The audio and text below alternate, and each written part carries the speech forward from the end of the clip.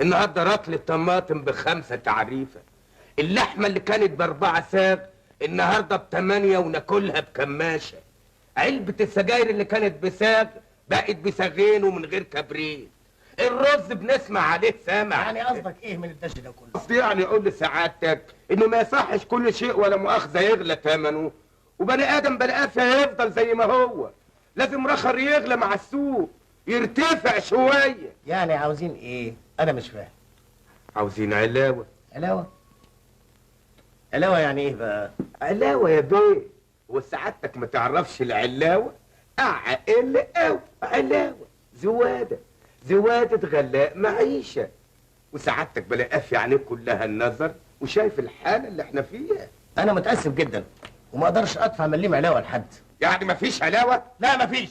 اتفضل روح شوف شغلك. طيب خلاص انت رايح شوف شغلي، انا قلت حاجه؟ السلام عليكم.